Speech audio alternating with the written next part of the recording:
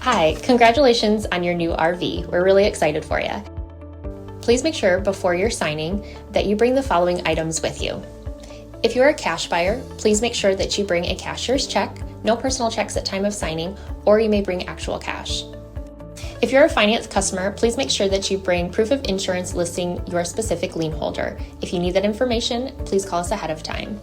Also, make sure that you bring all valid driver's license of all persons that will be listed on the title. If you have a trade that you're trading in with us, please make sure that you bring your 10-day payoff as well as your title and all persons who will be listed on the title of that trade.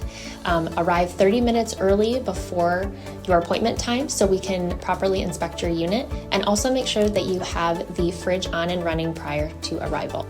If you have any questions, please feel free to give us a call at 810-686-0710. Thanks so much. Have a great day. Hello, this is Mike with TradeWinds RV Center, here to congratulate you on your Forest River No Boundaries 19.6 travel trailer. I'm here to walk you around it, show you how to use a few things to get the best out of your camping experience. Let's start by talking about arriving at the campsite and a few things to take into consideration when parking. On your campsite, I want you to leave plenty of room for this awning to come in and out. And over here on your off camp side, beside your slide, I also want you to think about where your power and water connections are going to be. Your power, you're going to plug in on this back corner on your off camp side or your driver's side of your tow vehicle. And then your water connections are going to be toward the front of the unit, just behind your storage. So get yourself a nice long water hose, parked accordingly so you can utilize facilities at the campsite. Once we arrive, first thing we do is unhook our hitch. You do have a power tongue jack. Comes with a night docking light should you arrive at night. Simply bring it up or down. Now should you lose power, there's a little rubber stopper that'll lift up. This little hand crank. Go down there and sit onto a bowl, and that will get this up and down. Should you lose power, you can get up and down by hand. There we go. So you can get this up and down should you lose power. Speaking of power, check your battery post now and then. Make sure those haven't wiggled loose. Once we got our unit level, next thing we do is stabilize it. All four corners of your unit, you have these scissor stabilizing jacks, 3/4 inch hand crank. First thing I'm going to do is recommend stabilizing jack pads. These pads are going to protect the feet of your stabilizing jacks from dirt, debris, hot blacktop in summer. Good investment. Use your 10% off coupon, grab a 4-pack, and run these down just until they're taut. Once you've got any type of resistance on your hand crank, stop. Remember, we're already level, we just want to stabilize it. Get all four of them down. It's got a unit level and stable, we can hook up our power and water. Again, power plugs in on your off camp side back here. 30-foot, 30-amp cord. It's a pistol grip here. The way these go on now, they plug in like about 11 o'clock, turn it to noon, then go ahead and put on your washer there, and that'll hold that on there tight. At the end of that 30-amp service, should you need, there's a 30 to 15-amp reducer to plug into 110. Get your power hooked up. Let's hook up our water. Again, up front, behind your front storage, is your fresh water and your city water. At campsites, we're going to hook up to a city water connection. First and foremost, your water pressure regulator. This water pressure regulator is going to reduce the water pressure to 40 to 50 psi, protect the lines in your unit. Always use this when putting fluid in your unit because you don't know what the water pressure is at different campsites. Hook that up, hook up your hose. Don't turn your hose on yet, you got one more step. So over here on your campsite, just above your tires, here's your hot water heater. All we're doing at this point, folks, make sure our drain plug's back in there. Get that in there nice and snug. It's an 1 1/8" socket. Throw some plumber's tape around it instead of putty. Putty will gum up on you. The tape works good. Get that in there nice and snug, then you can go ahead and turn that hose on. After that hose has been on for a few minutes, I want you to go inside. Open the slide if you need to, but get in there and open up all of your water taps. Get a nice steady flow of water going through the lines, all the air out of the lines, then shut them off. Come outside, lift up on this pressure release valve right here. Get some water coming out of here. You know your hot water heater is full, and you can turn that on from indoors. Now, if for some reason your hot water heater doesn't work or isn't working anytime during your camping, just come out here to look to see where it says push to reset. Look to see if these are bubbled up. If they are, simply press them back in. That'll reset your hot water heater for you. Down here is an on-off electric element. The only time you ever want to turn this on down here is if you're running on 110. Otherwise, keep that off. Just turn it on from indoors. Alright, let's say we're going to go camping and we're not going to use city water. We're not going to a campsite. We're going to go dry camp or a boondocking. In that case, we're going to fill up our freshwater tank. No need for a water pressure regulator here. Two ways to tell when that's full. One is the overflow valve right here. Or two on the inside where you check the levels of your black and gray tanks. There's also a freshwater button. Hold that freshwater button down. Have someone keep an eye on that while you're filling this up. Don't leave this unattended. Once you've got it full, remove your hose. Put that cap on there. And then whenever you want to utilize that water, you'll turn on your water pump indoors. Do not turn on your water pump when using city water. This is already pressurized. Only use that water pump for fresh water or intaking antifreeze for winterizing. Alright, we're all set up for power and water. Let me go ahead and finish walking around the unit. Continue here on the off camp side. We've got our pass-through storage here. Freshwater, city water, freshwater drain right there. A little plastic cap to drain that. On your slides, your wipers, you want to add to the longevity of the life of those. There is a spray that you can spray on those that keeps them pliable, keeps them from dry rotting over the years and give them a longer life to them. Here on your off-camp side rear, here's our sewage, gallon sewage outlets, black and gray tanks we like to call them. Black tank flush, we'll talk about that when we leave the campsite and flush the black tanks. Here's where you plug your cable or satellite into. You got a ladder, utilize it. Go up there a couple times a year, check the seams of your roof, and caulk as needed with recommended RV roofing caulk. You also prep for a backup camera. And you've got a flue for your furnace. A couple things on that back here. One, make sure it's never blocked. And two, if you are running your furnace, steer clear of that. It does get hot. Come around your campsite. Right here is a spray port. Hook this hose up in there with a quick connect. Spray the unit off.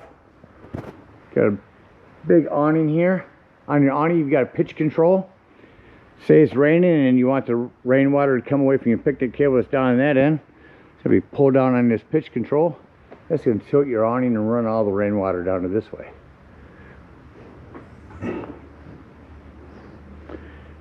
Up front here, you've got this bright porch light, LED porch light, a vent for your furnace.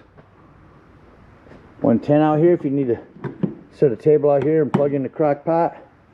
Again, our hot water heater. Got a low point drain underneath here.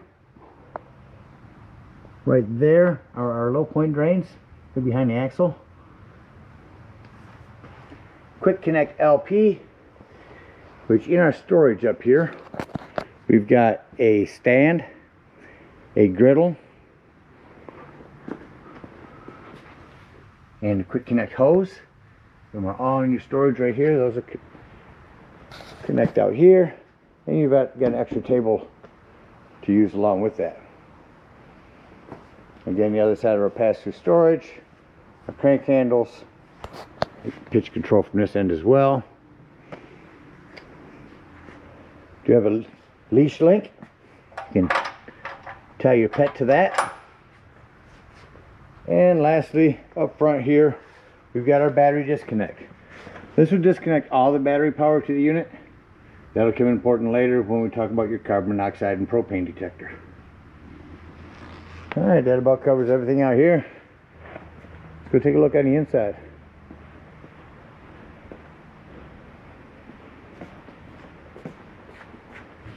First thing I always like to point out, coming up in the unit, is a fire extinguisher. Make sure that you and everyone that's camping with you knows the fire extinguisher is located by the entry doorway in case of an emergency. Immediately to your right as you come in is your control panel. Starting with your awning extension and retract on your awning. You only want to run that out until you can see that brown bar and your flaps down to 90 degrees. If you hold that button down, that will continue to run itself out, start to run itself up backwards. So stop where you need to. I'm going to go ahead and run this back in. And as it's running in, next to that is a slide control. We'll utilize that when closing the unit up. Our LED awning lights, that porch light, and then our interior lights. Can you bring that awning back in? And this is our deck lighting for out front here. Run that on the rest of the way in here. Shut that light off. Continue our tour. Down here is some accent lighting for the kitchen. A couple of USBs. Coming into our kitchen, we do have a stick lighter double grill, light and fan above that cooktop. Below that cooktop, microwave, convection microwave and grill. Down here on the floor is our vacuum system. Hook up a vacuum here, turn that on. There's where your hose hooks up. Or simply lift this, and that will be there for you to scoop everything away. Now to access your bag for your vacuum, take this little round butt, push it to your left, and back in there's your bag. A couple of 110s, a little plumbing to maintain by your sink. Everything is PEX nowadays, just keep an eye on it. Make sure nothing's wiggled loose over time. We do have a big Connex TV in here and a safety strap to strap that in. A table that folds up and goes back behind your sofa here. And our Murphy bed. Let's put these things away and bring your bed down. Alright, so utilizing our Murphy bed here, I'm going to jackknife the sofa down. Lift up on the front. Lay it back down. Reach up top here. Lay this down. And lay our mattress down. Just that quickly we've got a bed. Next to the bed, lighting for our cabinetry, a couple USBs, 110 with GFCI reset. There's your inverter. On this side, 110 USBs, one touch lighting on the sides of the bed. Set this back up. Set the mattress up.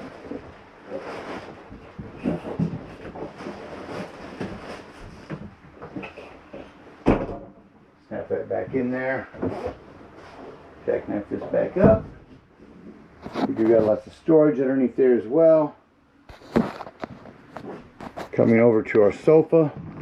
I do want to show you how your table folded down is actually on a swivel here. So you're going to just want to pull this to the left, and then this will fold down like that. See how it's going there? Now this will also jackknife down, but I wanted to show you the way to store this table for travel. Is we actually have a strap back here.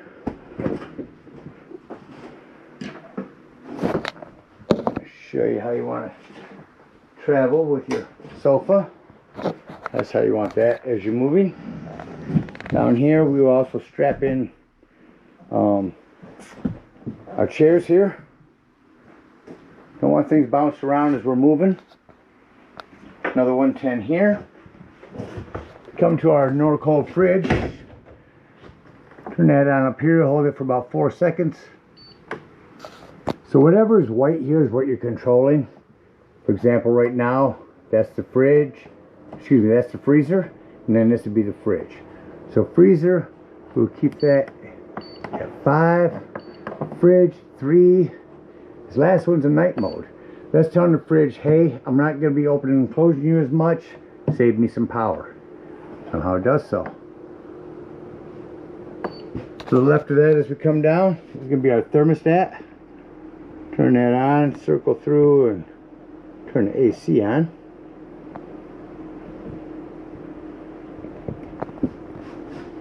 I should crank up for us there. There it goes. So you can have quick dumps on these to open and close the ends. Come back over, shut our AC off. All around to off. Generally the AC is shut off kind of quickly. There we go. Now I'm going to run this through, go all the way to heat to let you hear the furnace kick on. There that goes. Oh, there it is. Now generally most of them, when I shut the furnace off, it takes a few minutes for the furnace fan to cycle through before they shut off. Down below our fridge, at the left here, is going to be our 12 volt carbon monoxide propane detector. The reason I mentioned that's 12 volts, always running off your battery. So if you're out boondocking, you've got this parked in a garage somewhere for a while, whenever you don't want this to run your battery down, use your battery disconnect up front. Over here, breaker box and fuses, a couple of 15s, see, 20, 25, 40, 30. Get a little variety in there. Highly recommend keeping some of those with you when you go camping. The furnace still running. That'll shut off rather quickly here. Coming into our bathroom again. Some plumbing to maintain. Access panel is actually here from the top. And behind our toilet, our lighting. Here's where we'll check our levels of our tanks. That'd be your brand new battery, or if you're plugged in, it's going to show full. Fresh, black, and gray tanks. Here's where you turn on your water heater. Here's where you turn on your water pump. You do have heated tank systems. These will just turn on a 12 volt pad in case you're in inclement weather and you think your tanks might freeze. Gotta heat them up. This is your solar controller, charge controller. The whole purpose of this is to control how much power your solar panels give to your battery to keep them from overcharging them. I'm just flashing right now because there's no battery on the front of this, but all your main concern with this is really just to get to have yourself on a wet battery, because that's the kind of batteries that are on these. And then I will send a separate video completely on the solar controller unit. Up top here, hand crank open, power exhaust vent here with different speeds. Shower, make sure that you close this for travel. Make sure you have that snapped close. And that about covers everything on the inside. We do have a safe in here I wanted to show you. It does have your Bluetooth speaker in it. That is locked in there too. That's a nice safety spot. So that about covers everything on the inside. Let's act like we're leaving the campsite and close the unit up. First thing I like to do is do all my strapping. Strap this down, strap your chairs down, strap your TV in. That will hold up in there as well. A quick note on your television. Behind your TV here, where your cable goes in, there's a little button here that will turn on that red light. Make sure that light is on. That is a digital channel enhancer, and that will allow you to pick up more channels at the campsites and all the local channels. So make sure you have that light on when you arrive and run your digital channel scan. Furnace is shut off. We'll walk to my control panel, shut off my interior lights. That way any other lighting I see needs shut off is all individual. I believe that is the lighting from up here. We'll walk through and get all these lights off. Walk through the unit, shut off all lights, secure all doors and drawers. Make sure nothing was in the way of our slide. Just gonna turn our interior lights back on real quick and hit slide room in.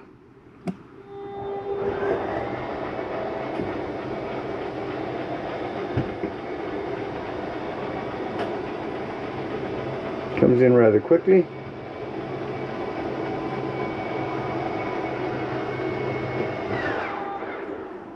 Once that's in, shut off our interior lights and exit the unit. Now the biggest thing on these steps, a couple things, they are, you can change the height of them simply by pressing up or down on this lever here. Make sure your exterior door is all the way open, otherwise this can catch on it. As you see how close it comes here. Set that in there, lock it.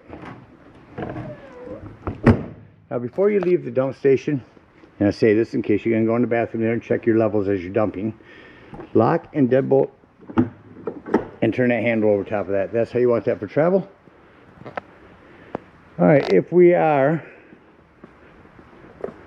boondocking, we're going to come around right below our freshwater tank and open up our freshwater drain, get rid of all that water, bring up our stabilizing jacks, hook up our hitch and head on home or to the closest dump station, wherever we need to get to.